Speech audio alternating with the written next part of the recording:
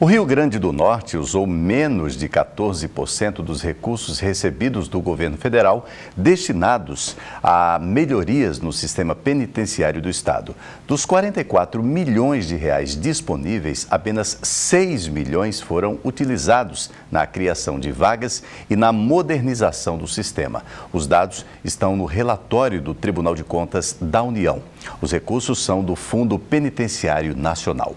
Bom, para falar sobre esse assunto, a gente recebe a professora do Departamento de Antropologia da UFRN, Juliana Mello. Boa noite, professora. Seja bem-vinda aqui ao TVU Notícias. A gente pode afirmar que a crise que aconteceu há pouco no sistema prisional do Estado pode ser atribuída a essa falta de gestão dos recursos? Eu acho que sim, em grande parte sim, porque a gente é sabida a situação de carência absoluta no sistema prisional em termos de estrutura, né? Por exemplo, degradação física, da estrutura física dos prédios, a gente tem a questão da falta da alimentação, a gente tem a questão da propagação de doenças, a gente tem também a questão do tratamento em relação às famílias quando vão receber visitas, tudo isso envolve recursos. E, além disso, nós temos, por exemplo, uma deficiência muito grande no acesso a serviços, assistência jurídica no país, né?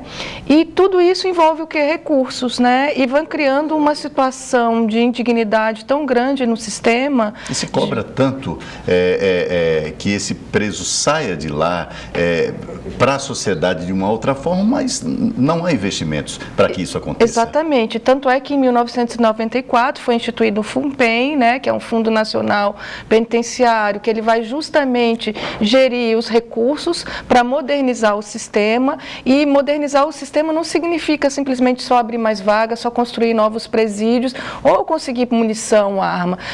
Melhorar o sistema significa diminuir a taxa de reincidência, por exemplo, porque a maioria das pessoas que passam pelo nosso sistema, elas voltam, elas retornam, elas saem de lá traumatizadas, tanto fisicamente quanto psicologicamente, né? Então, assim, há uma carência absoluta, por exemplo, de programas de reinserção social, de educação, de saúde. Então, essas verbas, elas são destinadas também para atividades, programas que vão garantir a reinserção e uma pena digna. Então, por exemplo, remissão de pena pela leitura, apoio em relação ao acompanhamento dos processos jurídicos, um programa de saúde, de educação física, enfim, isso tudo pode melhorar o sistema. E, efetivamente, então, nós tivemos um massacre aqui, né, que foi motivado em grande parte pelas péssimas condições do sistema prisional. Passado esse massacre, apesar da gente ter uma ala do presídio de Alcaçuz, que saiu na mídia nacional, que foi reconstruída, nós ainda temos um pavilhão inteiro que está completamente destruído. A realidade hoje lá de Alcaçuz é a realidade que é apresentada na propaganda do governo? Não, absolutamente não. E assim, é muito complicado, inclusive, para a gente falar, né? Porque o acesso está muito interditado. Então, a maioria das reportagens que tem em Alcaçuz, elas só mostram os pavilhões, o pavilhão que está construído e está vazio. Ainda existe superlotação? E ainda existe uma superlotação muito grande. Rebeliões previa exatamente o aumento de vagas. E o que a gente viu, por exemplo, em Alcaçuz, durante o massacre, em março do ano passado, nós tínhamos 1.300 homens ali dentro, hoje nós temos 2.100. Então, no pavilhão 5, tem celas com 35 pessoas que cabem 8. Enquanto tem um pavilhão vazio que foi reconstruído e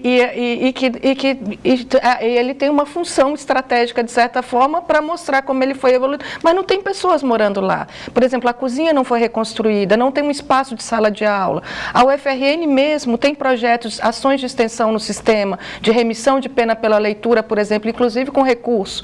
E a gente não consegue implantar. Então, há um problema de falta de gestão de recurso, tem a questão da burocracia, e tem também uma questão de não conseguir avançar no sentido de fazer convênios com a sociedade civil. Resumindo, a falta de habilidade dos gestores públicos nesse sentido. Professora do Departamento de Antropologia, Juliana Mello, muito obrigado pela sua participação e pelas informações. Obrigada. Boa noite. Boa noite.